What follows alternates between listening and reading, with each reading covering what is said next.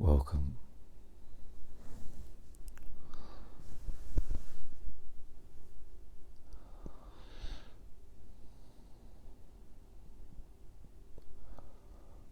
In this episode, I'd like to talk about something we all do each day and is one of our main instruments of communication and understanding, and that is listening.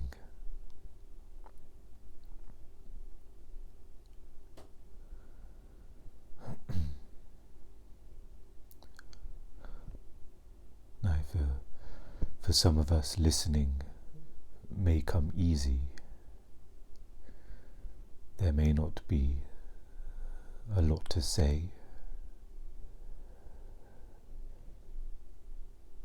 There may be empathy or compassion,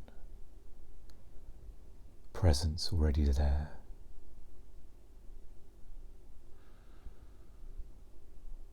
But for how many of us is or does listening occur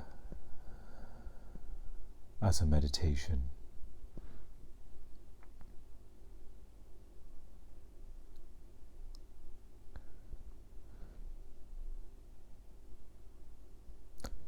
And it may be a bit strange to put listening and meditation synonymously together.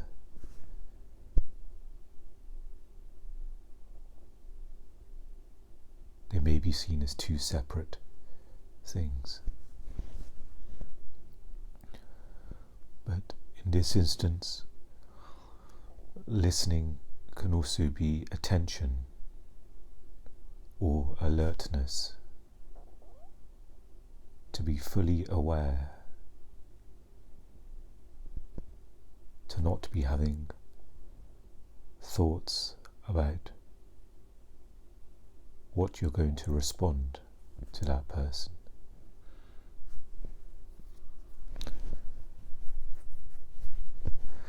And perhaps if this is not stretching it too far, but as well as listening, deep listening becoming a meditation, or deep listening being a meditation for you or for the one listening, it can also, that energy can be transferred to the person who's speaking. Whether somebody is sharing some deep sorrow or sadness,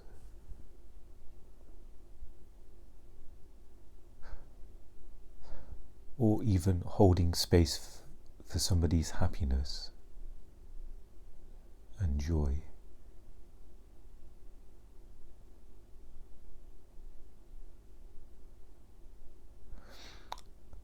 For myself, it's the reason why I'm talking about listening is because it's something that's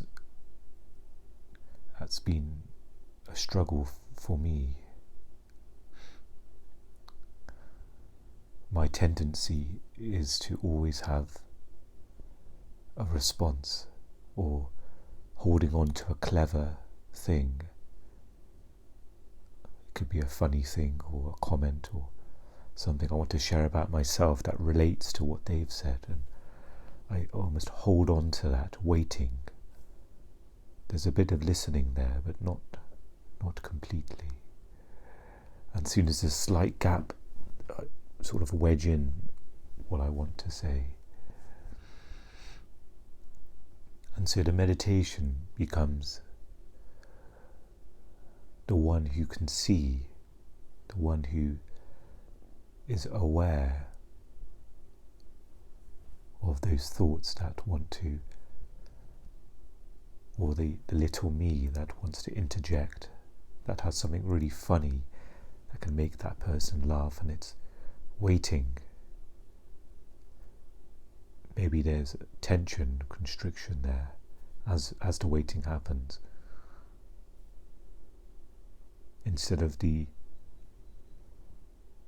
perhaps letting that go, and if it comes up again, then it's it can be shared if it comes up in a moment of silence, or a moment that where you can speak without, for example, interrupting, or from a space of not needing to speak. Often it's the need that wants to, the need to make that person laugh, the need to, that I have got something great to say that responds to what you're saying.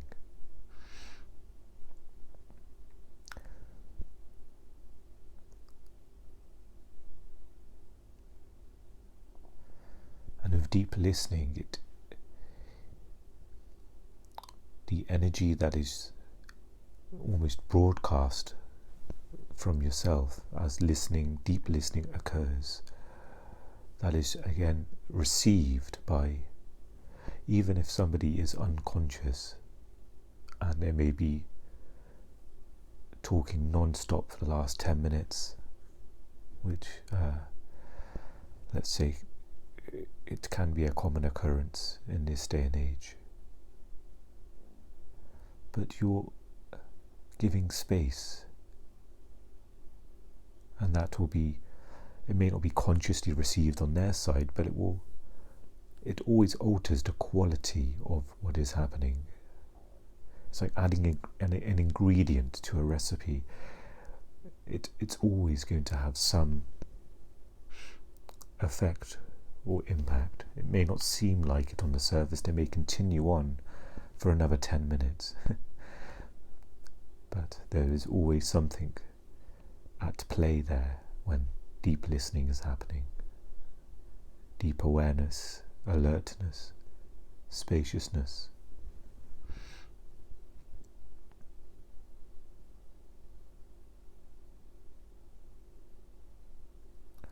And for me it becomes a meditation, because it's almost being of service. For me, I struggle with social connections, with talking to others. Part of that's related perhaps to anxiety, or part of that is conditioning as well. For a large part of my early life, I was fairly alone in that respect, and perhaps my late teens and early 20s, the time when perhaps this is maximized and confidence is built and skill as well, during the sort of late teenage years and early 20s, and connections are built as well there, at a time when it's probably most easy to connect with others through, if you're in university, and there's a natural abundance of connections available. But for my particular circumstances, this wasn't the case, and so perhaps there's some conditioning there, and it's also not saying one has to suddenly be a social butterfly and connect and talk, and each one of us has a certain perhaps need or level of how much connection is required, is needed. So, but it's also understanding that when something is slightly out of balance as well. But perhaps I'll leave that for another episode, and we can return back to listening. And it's quite common for many of us to think, to have a thought that, well, I'm a great listener, and perhaps this can be checked with presence. The next time a conversation occurs, you can almost step into presence and be alert. Is complete deep listening happening,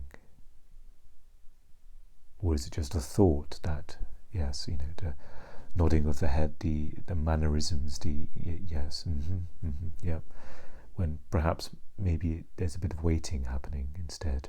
So something to experiment with and to discover and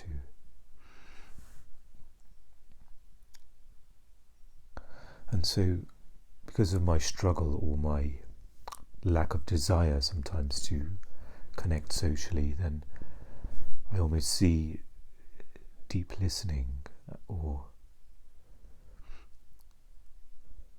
perhaps we can just call it listening, because true listening is deep listening.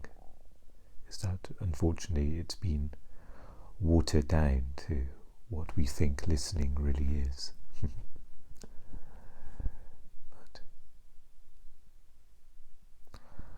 But for me, for listening to be almost as a meditation, a practice, a spiritual practice with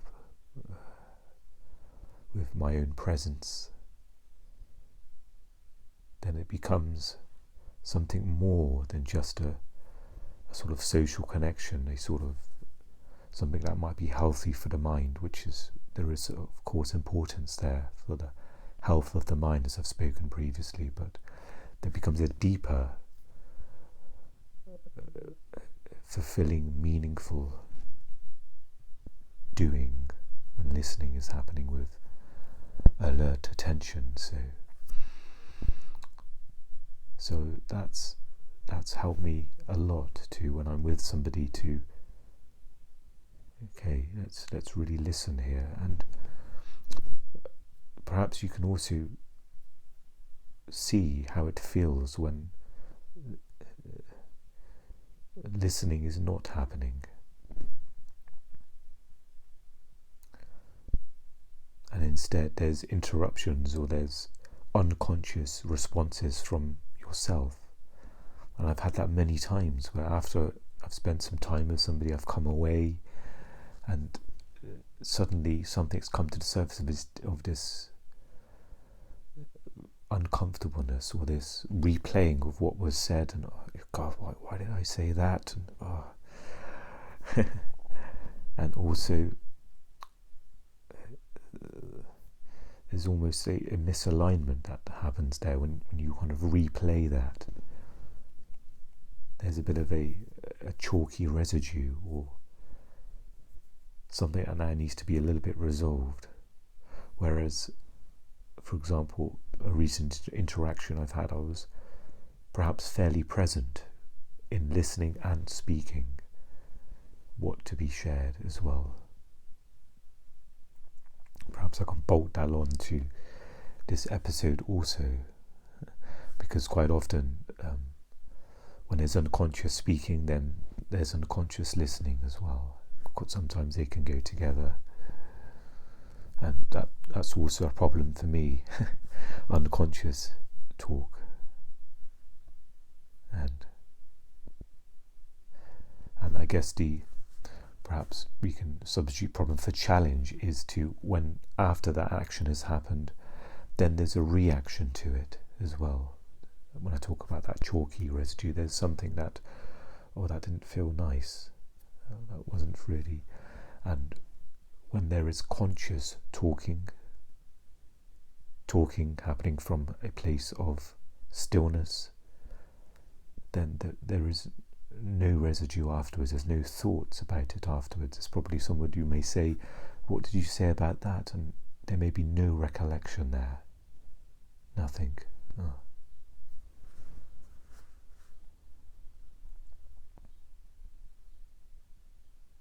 So two very basic actions that occur day to day, but great depth to those actions. If that was your spiritual practice, deep listening, conscious speaking,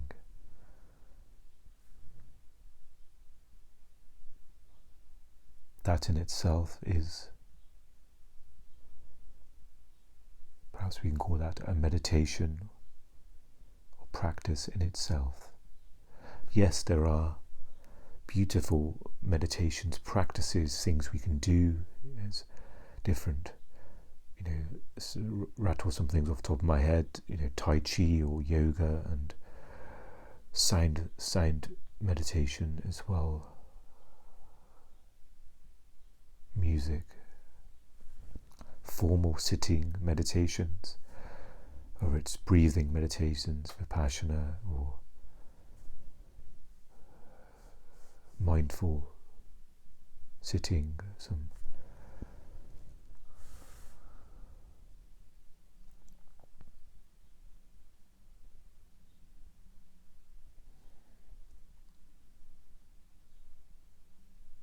but then we come to the very basics of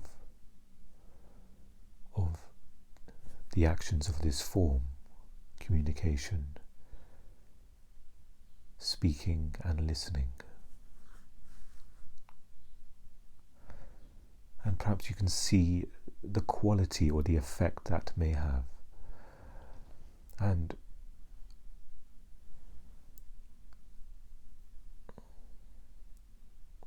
sometimes it can be an adverse effect from their side, that the presence that may be transmitted from the listening, it may, for example, aggravate their pain body, and they may suddenly lash out at you, say, why are you being so quiet? Why are you not, and there may be this big reaction occurring as well.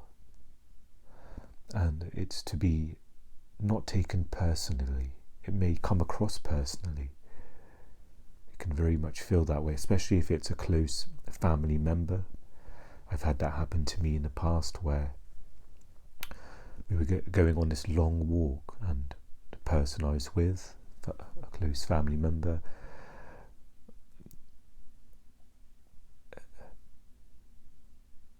they were, perhaps the whole time they were talking, bringing stories up from the past, and I can sense that was conditioning happening there. Perhaps from the quietness was maybe unbearable, and a great momentum was happening, and then suddenly they turned to me and said, what's wrong? Something's wrong. And immediately they were suspicious, and they were thinking I was holding some kind of secret I wasn't telling them, and it was a great reaction there. And there was even the accusation of, are you listening to me? Because perhaps they're used to the conditioned responses of someone agreeing with them, or chiming in with, yes, that's awful, that's terrible that you've been through that, and whatever the conditioned responses that sometimes the person expects to receive. So perhaps keep that in mind as well, that this can also not provoke, it can maybe evoke, maybe that's the right word, a pain body response from another person.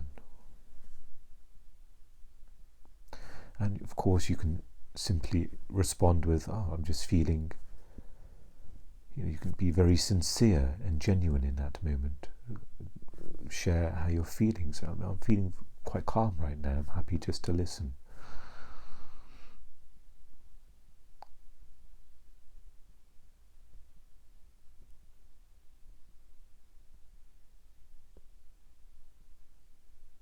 And there's something very light when listening is happening with the absence of conditioning, because quite often, I'll speak for myself, listening can be quite in a conditioned way, where you're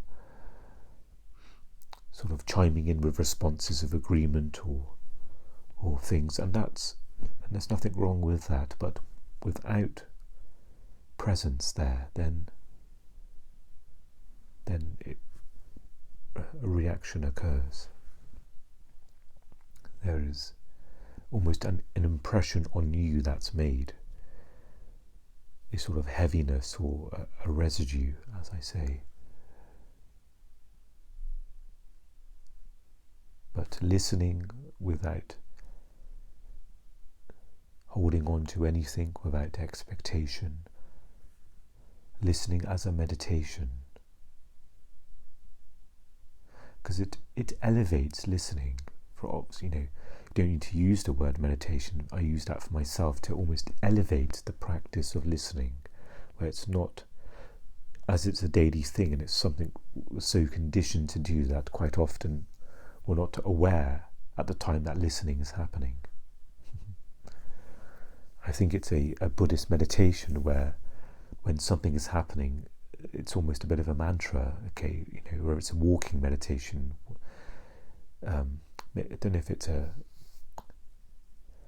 a certain type of meditation that perhaps I'm sure maybe one of you will know, when there's almost a conscious sort of commentary. Okay, walking is happening and you're walking, or turning is happening and you're turning, and it's a ensuring that there's an awareness there. So everything is done in a sort of spacious, conscious way, and it interrupts that automation, that unconscious conditioning of just doing things before we know we're doing them. And so with listening, for it to be a meditation, maybe that changes that interrupts that unconscious sort of listening that may be happening, where maybe you're trying to just get through it. There isn't just an open spaciousness, and whatever is said is held in that space. There may, our norm may be resistant. Oh God, she's telling that story again. God, I can't bear it. It's ruined my whole day, or my morning at least. And it's not to say that everything's going to be, blissful and beautiful with deep listening. Deep listening is happening, and you may feel the peace and the lightness of that. But if someone is having an impact on you, then of course from that same stillness action can occur. You may consciously interrupt with some words, whether it may be, would you mind if we change the subject? That's hard for me to listen to right now. Or you can compassionately remind them that, yes, I remember you shared this with me yesterday. Would it be okay if we perhaps walk and in a little bit of silence? Would that be okay? And it may sound strange. It may again be a reaction to that, but you're now kind of acting from your true self, from what's needed and you're not sort of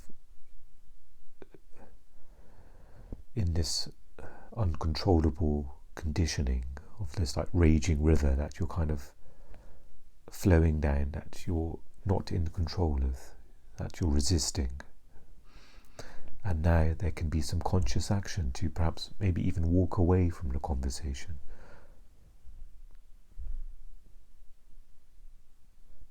And that action will come from a depth, from your own sort of essence of stillness and peace. So whatever kind of impacts that, there's a natural, intuitive, okay, what is needed in this moment?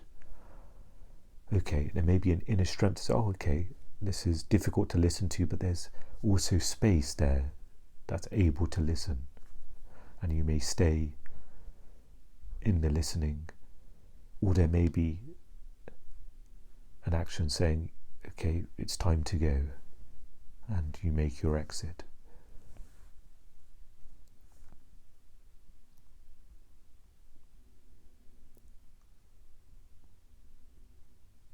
But again, each of these actions, there is no structure, there's no heaviness, there's no residue. There's nothing to resolve afterwards. There's not something of an impact that may come up later to the surface. of maybe suffering or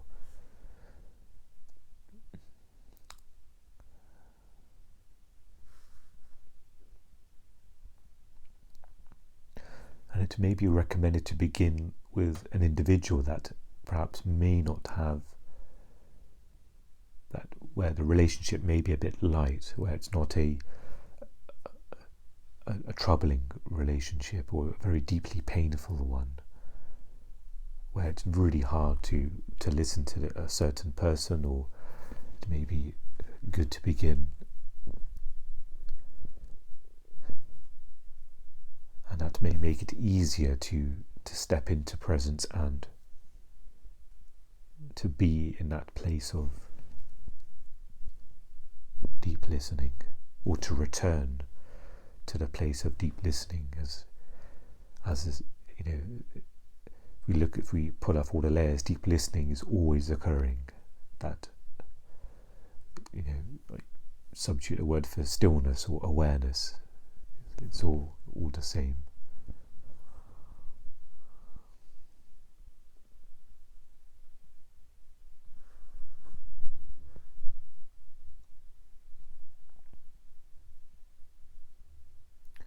And for those who also may struggle with anxiety or social connections, it may almost to now elevate listening to as a meditation, as a practice.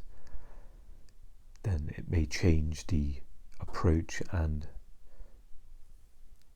it may allow for more interaction to occur, more sort of social interaction and connections to occur.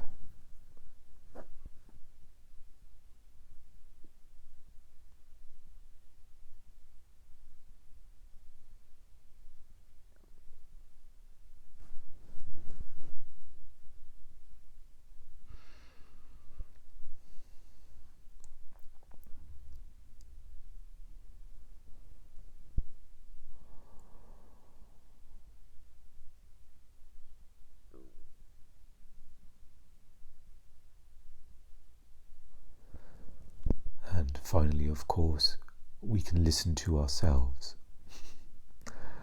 We can be in a state of deep listening, to be aware of what thought patterns occur, and to remain in the listening state, to not unconsciously respond to those thoughts, which of course happens unspoken, in a silent way. One thought's responded to another thought, and very quickly you're in thinking, unconscious thinking. So deep listening can occur when perhaps as with the awareness of thoughts happen, you'll perhaps notice certain thoughts that pull you in, or certain thought patterns around a certain situation or person or a certain action that occurs, and you can become sort of familiar with these thought patterns, and without having to go through any sort of mental gymnastics about it. You'll immediately think, oh, okay, I can drop those thought patterns here, or I can be a little bit more aware when I see this person, or when I do this action, or when I'm in this situation. You'll already be aware of the thought patterns that may come up, and you may catch them as they arise, instead of being lost in them and then coming out saying, okay, yes, I lost myself again. And at first that may occur, that may happen. Perhaps previously that was happening regularly, and then coming out there was no awareness of coming out of them. But now we can sort of address and almost dissolve those thought patterns, those unnecessary thought patterns, or unconscious thought patterns that occur, that take us on that ride before we come back to presence again.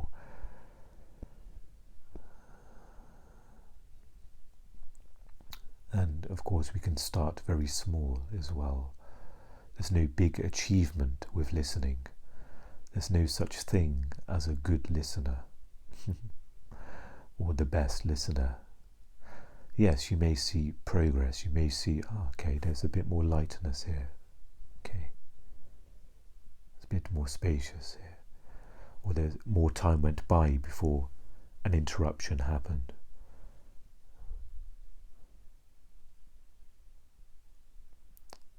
Or there was less of a reaction afterwards.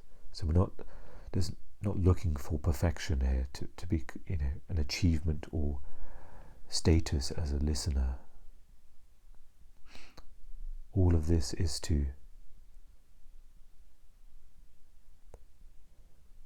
which will be discovered as this will happen, but to return to your joyful essence, which is being covered up by unconscious listening, unconscious responses and spoken words.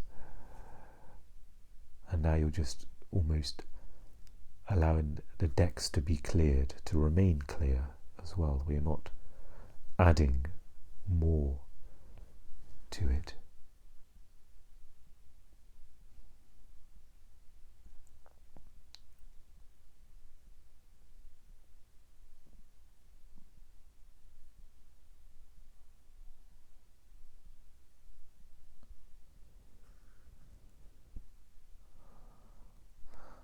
One of the things that can be done with deep listening is, perhaps, I'm sure Eckhart has mentioned this, is to focus on perhaps your breathing.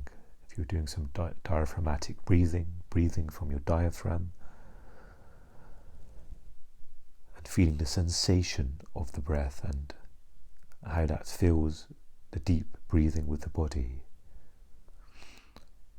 And you can also connect with the inner energy field of the body as well as listening is occurring, and those can serve as almost anchors, because quite often the thought and the mind pattern are so strong they can already take you away. And of course we're talking about maybe years, decades of this momentum of the mind, of these conditionings, these responses, the way we normally perhaps participate in a conversation.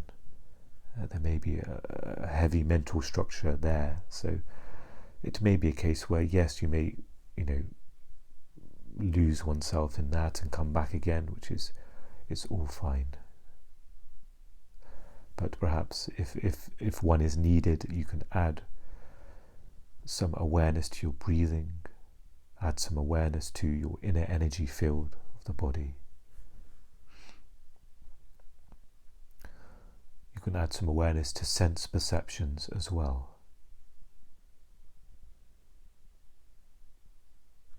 as taking in the form, the person that's there in front of you, but perhaps some of the surrounding, being conscious of the surroundings as well. So words are being spoken by them, they're coming in, they're being absorbed, and you are there, connected to your body, just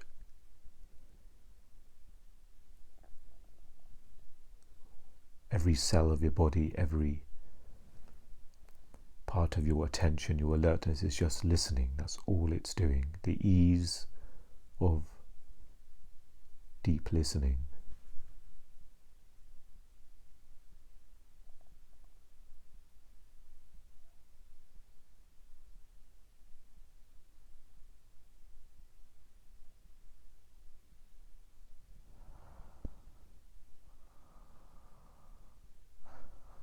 And to be forgiving of yourself as this practice occurs, because there'll be times when maybe you'll even speak consciously and it may impact the mind. The mind may not like it. The mind may react, and sometimes that could be interpreted as, or the thought may pull you in to say, "Oh, I shouldn't have said that," and that may just be a thought, a conditioned thought of the mind. And just to be aware of perhaps any adjustments that may occur. So again, we're talking about quite deep conditioning that's happening here.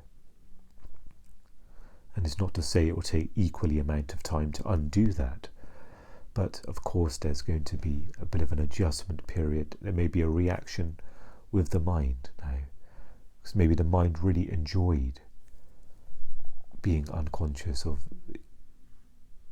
and that links again to the ego, perhaps pain body as well, where it's for you to have that clever response. It's adding something to your identity. That's me with my clever response there. Yeah, I said that. Yeah.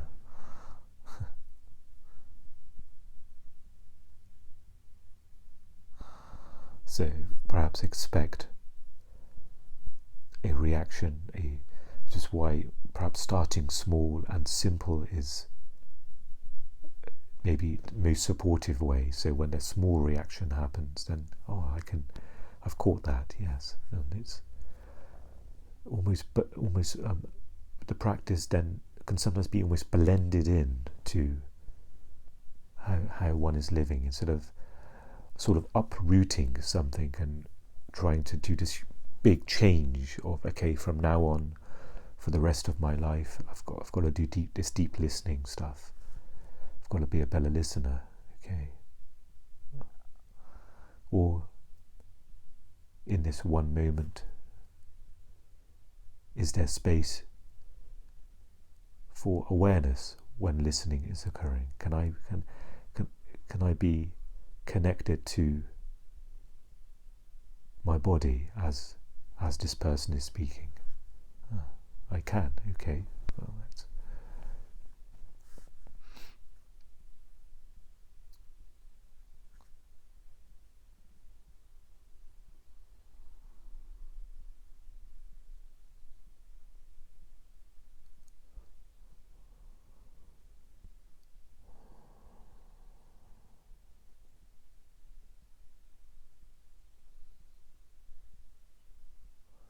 so a few conscious breaths, some presence, just as we settle and move to bring this episode to a close.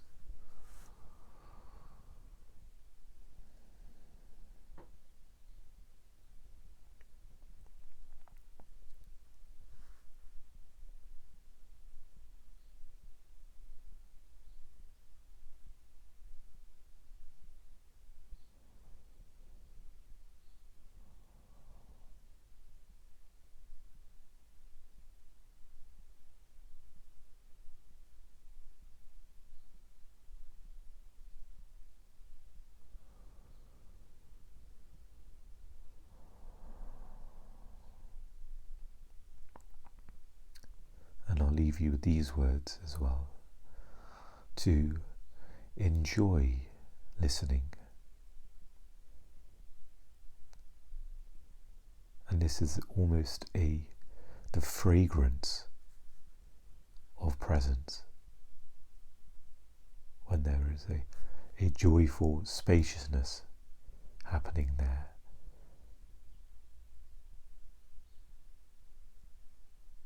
So instead of effort and hard work, there's a joyful, ultimately there's a joyful essence to the doing of deep listening. Thank you for joining me for this episode. I wish you well, and I will speak to you again very soon. Take care.